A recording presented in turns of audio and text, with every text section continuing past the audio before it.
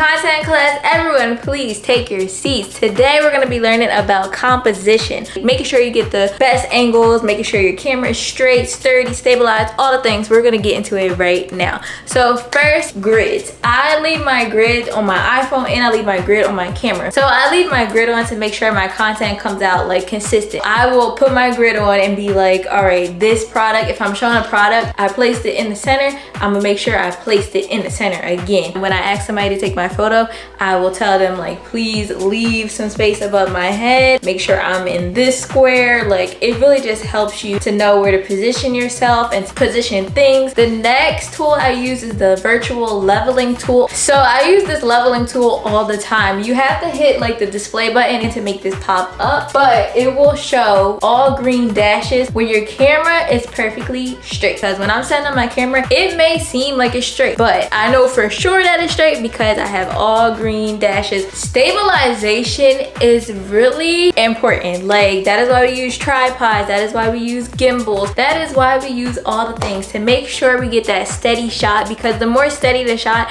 the more professional it looks. So if you have a Sony camera, we have this feature called the steady shot. The steady shot feature allows for your videos to be stabilized, but it will crop in on the video. So set design is so important to just give off the vibes that you want to get. Once I decide how I want my set to look, where I want to film at, then I decide the positioning of my camera. So I usually angle it towards a corner so that way it looks longer. It makes the space look bigger. But like right now, I'm standing in front of my TV. In this situation, try to leave some distance between you and this background because you want this to kind of get like blurred out, but you want the focus to be here. It creates depth when you leave some space, so that really like takes it up a notch. So creating that depth in your set leads me to the blur. Blur is really what be getting y'all. Like, y'all see these videos and be like, this quality is top tier. Look like I'm looking at it with my eyeball. It's because the camera is so focused on this one item or a product or whatever it is,